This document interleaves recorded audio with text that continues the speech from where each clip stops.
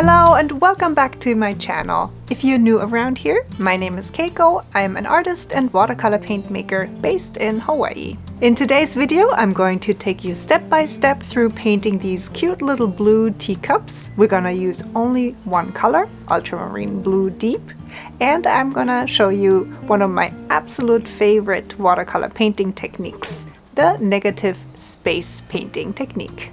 Before we dive into the teacups painting project, let's talk about what negative space in watercolor means. In this simple example here, I'm painting a teacup and leaves blue. The teacup is also the subject, the focus of attention, and the positive space. The white space around it is called negative space. In this example, I'm not painting the teacup and leaves, but filling the space around it with blue color. This technique of painting around the subject is called negative space painting. Once everything is dry, you can add another layer with more leaves, painting around the teacup and the first layer of leaves and deepening and darkening the color of the background.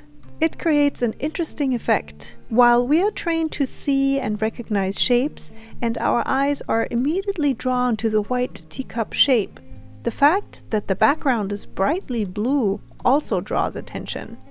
It is for this reason I believe that negative space paintings can create a certain dramatic effect. You can take this method to higher levels by adding more and more layers, always painting around the subjects and slowly building up areas of light and dark. Look at these marvelous paintings by native Hawaiian artist Emily States.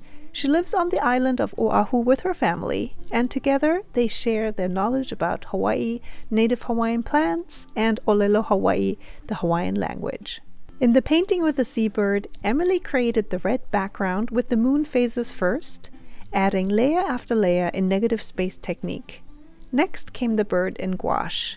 I love how, even though the bird stands out as the subject of the painting, the background with the moon phases seems just as important and it creates so much visual interest. I'm gonna leave a link in the description below so you can find out more about Emily's work. But now, back to our project. I'm making a thumbnail sketch and plan for my teacups project. Number 1 indicates that I'll paint a background wash first in a very watery blue, covering the whole paper. Once that's dry, I'll add a layer on everything but the tea label and the cup on top. That's number 2.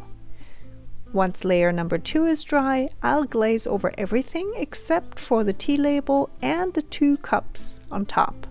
Once layer number 3 is dry, I'll add the final layer, painting around all subjects.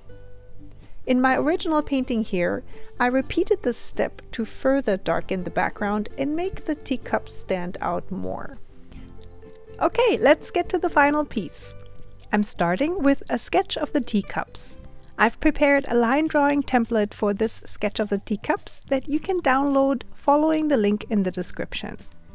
Usually, I wouldn't press down so hard for the sketch, but I'm doing it here so you can see the lines better.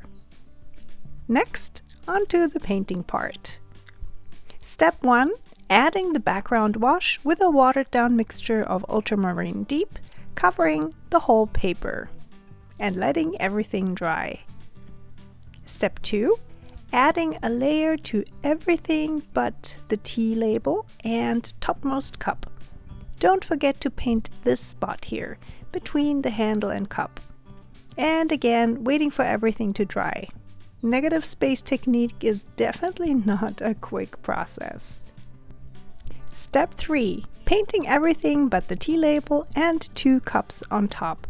I'm using the same mixture, the same water to paint ratio I used for the first 2 steps. And just by adding layer after layer with the same mixture, the layers will appear darker, even though you're not using more paint than water. And again, I'm gonna let everything dry. Step 4, painting around the label and the cups. And remember to paint inside these spaces between the handles and cups. For this project, the negative space part is finished. However, I would like to add a few details, and for those, I'll switch back to the good old positive space technique. I'm adding a few shadows here and there and blending them with a damp brush. Some decorative lines, some more decorative patterns, and a few snowflakes on the bottom cup. And finally, a string for the label and some lettering. Time for tea. I hope you found today's tutorial helpful. I'll see you in the next video. Until then, happy creating and aloha! That does not look comfortable.